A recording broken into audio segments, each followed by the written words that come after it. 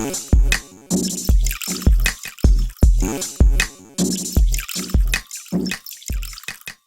la storia te l'avrai raccontata un miliardo di volte, insomma, però ce la devi raccontare anche a noi di Decanter, perché è bella la vostra storia di tre amici appassionati di jazz che poi si mettono a fare lo spumante. Raccontacela un po'. Allora, diciamo, stiamo nel lontano 1979. Io, Ulrico e Luigi, che siamo, diciamo, amici anche di quartiere, perché abitavamo vicino, e soprattutto siamo amici di musica, in quanto suonavamo, passavamo insieme un po' il tempo di musica jazz. Però tieni presente che ognuno di noi aveva, tra virgolette, lo dico nel sangue, perché San Severo è una città che già dalla metà dell'Ottocento ha prodotto vino. Io avevo mia madre che derivava da agricoltori, mio nonno è agricoltore, Luigi aveva il suocero, Enrico lavorava come cantiniere presso un'altra cantina, quindi diciamo che noi il vino... Ok, quindi insomma vi circolava, insomma. Oh, dove facevamo le prove? Dove suonavamo? Dove passavamo il tempo? In una cantina, che era la cantina sotto casa mia, che era di mia madre, dove a parte, diciamo, il periodo della vendemmia che si vendemmiava, poi qualche giorno che si travasava il vino o si vendeva il vino, perché noi vendevamo solo, mia madre faceva il vino, lo vendeva all'ingrosso, non vendeva imbottigliato. Ok, Per il resto dell'anno, insomma. diciamo, la cantina era lì.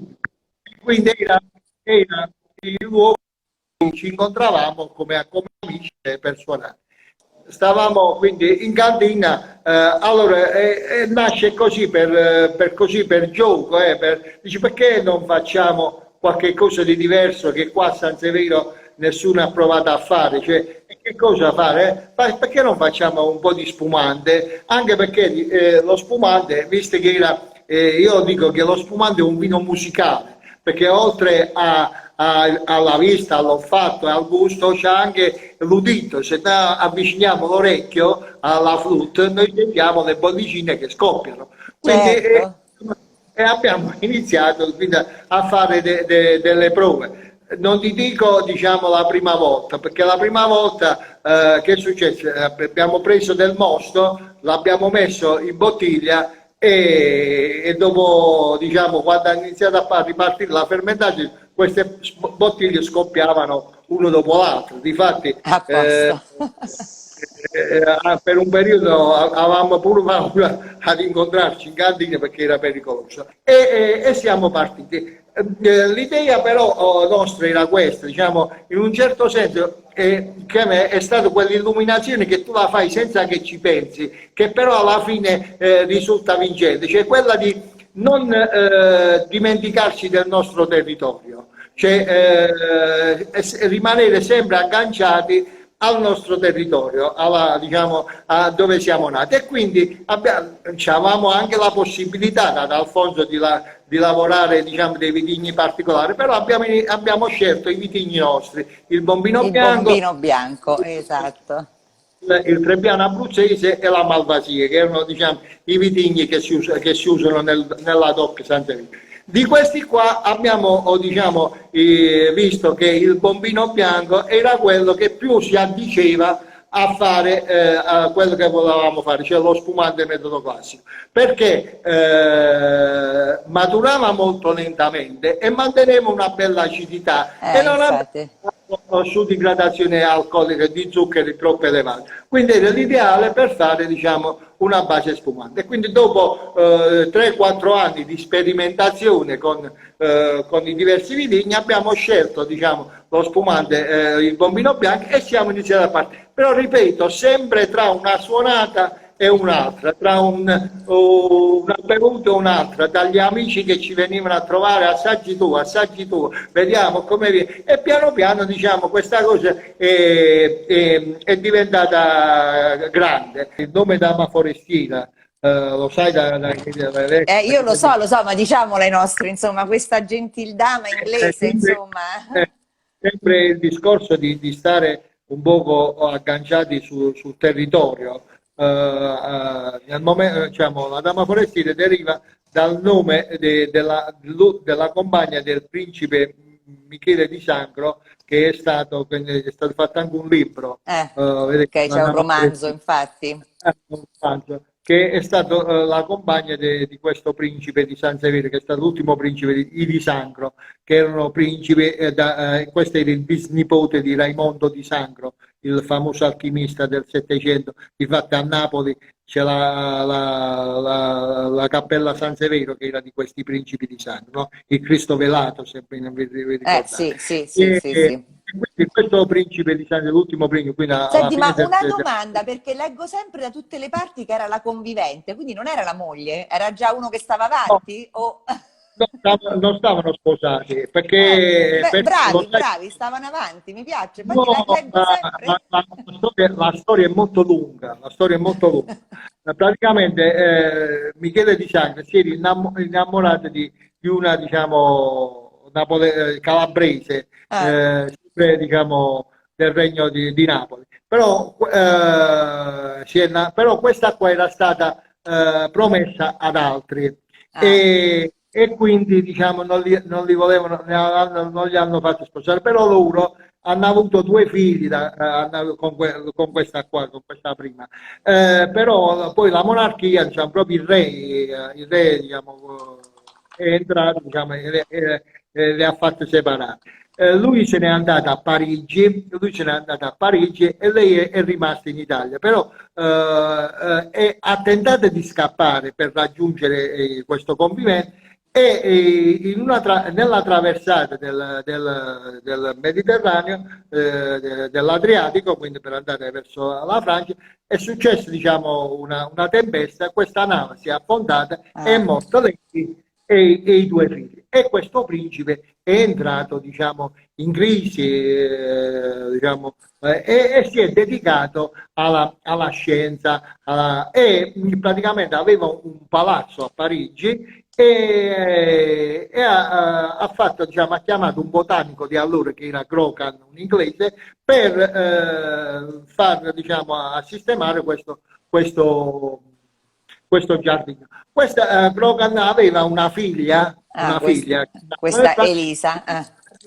piano piano si sono, diciamo, frequentati e quindi Michele si innamora di questa Elisa Grogan, che però non l'ha mai sposata e quando poi ha superato, diciamo, lo shock dell'evento che aveva avuto, è ritornato in Italia a Torre Maggiore, quindi vicino a Santiago, e hanno vissuto, diciamo, per Ecco, tutto il ecco tempo perché è convivente. Ecco, ecco, bravi, del bravi. principe, però poi siccome il principe ce l'aveva a morte con la famiglia per tutto il discorso Che non che l'avevano era fatto sposare.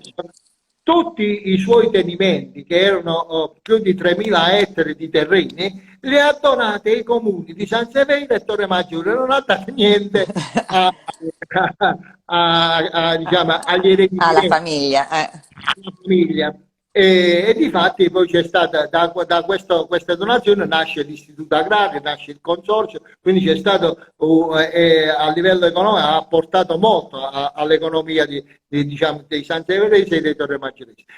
C'è stato però prima però che i comuni prendessero possesso di questi terreni, gli eredi diretti che erano i principi di Camerino hanno intentato causa facendolo passare per capaci di intendere Certo, e non certo. intendere. E questa Elisa Grocan, per rispettare le volontà del suo compagno, ha portato avanti questa causa alla fine l'ha vinta e quindi ha fatto realizzare diciamo, il volere del suo compagno. Ed è stata quindi sempre rispettata, difatti anche nella tomba di Torre Maggiore dove stanno sepolti sia lui che lei, stanno tutte e due, diciamo, insieme e gode di molto rispetto sia di tutta la popolazione, perché è stata una donna che senza nessun interesse diciamo, si è battuto per gli interessi dei cittadini.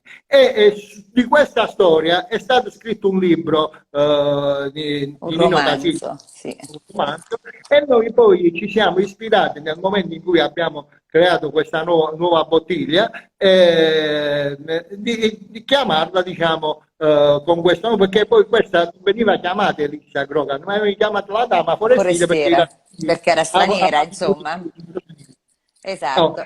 Poi, E avete fatto una bellissima bottiglia, Magnum, vero?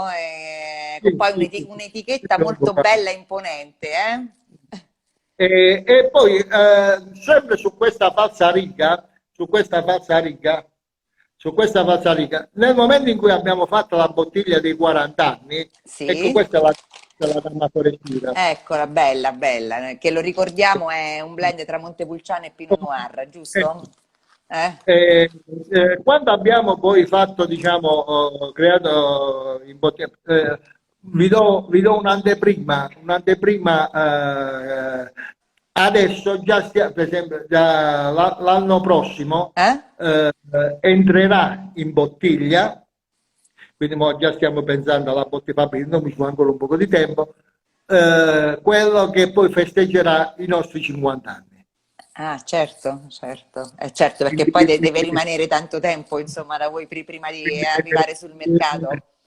sul mercato, quindi, perché diciamo, nel mondo del metodo classico, se vuoi fare degli anniversari, ti devi muovere molto molto prima, se vuoi fare, diciamo, dei prodotti che abbiano una certa qualità.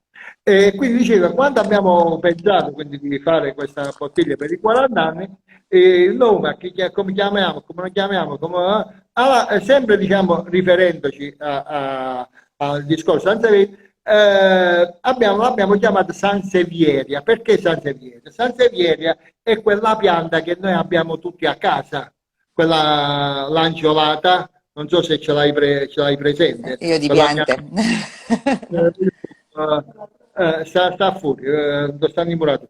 E, che praticamente, mo ritornati, il principe Raimondo di Sangro, il famoso alchimista del Settecento, lui, diciamo, era, allora, come sai benissimo, la scienza non aveva ancora le branche botanica, chimica, fisica, era un poco tutto. E lui praticamente ha portato questa pianta dall'Africa e l'ha portata in Italia perché era una pianta bella, cresceva molto facilmente, aveva poche esigenze, quindi andava bene proprio per i climi nostri del sud. E come l'ha chiamata? L'ha chiamata Sansevieria in onore, diciamo, di San Severo che era, diciamo, Ah, ecco, ecco. il loro E canto. E quindi nel quindi Settecento è anche la bottiglia che è settecentesca la forma, vero? la forma, una forma un po' settecentesca, quindi il Ecco nome perché. che è il nome vecchio di San Severo, perché San Severo prima si chiamava San Seviero, poi per una questione di cacofonia, vedi, senz'altro tu questa pianta la Ah, conosci. questa, certo, Questa certo, sì, sì, si sì, chiama sì, San sì. Severo ed è stata portata dal principe Michele Raimondo di Sangro nel Settecento, è lui che l'ha portata, diciamo, in Italia, a Napoli, Ah, e poi si è diffuso, perché poi è una pianta che cresce facilmente, molto bella. E difatti se tu digiti Sanseveria su Google, non esce Sanseverio, non esce lo spumante nostro, ma esce subito la pianta, perché effettivamente il nome è quello il nome più conosciuto. E quindi abbiamo chiamato quindi, il nostro prodotto Sanseverio sempre in onore, sempre tenendo un qualche cosa con il certo, territorio. con il Quindi territorio. e anche i nomi, perché come ti dicevo dall'inizio, e quindi ora ritorniamo da dove siamo partiti, noi abbiamo sempre e vogliamo, cerchiamo, speriamo che anche i nostri figli faranno questo, di portare avanti un tutt'uno che deve essere il vino, lo spumante, ma anche il territorio. Perché il vino è soprattutto cultura, cultura del territorio, cultura delle persone, cultura, diciamo, rispetto diciamo, dell'ambiente e quindi questo è importante. Quindi mai fare un qualche cosa per il mero diciamo, ricavo economico, perché di vini ce ne stanno tanti, ce ne stanno a io a migliaia, forse anche molto più buoni dei nostri, però i vini che stanno a raccontare a mio avviso sono i vini che hanno una carta in più di successo.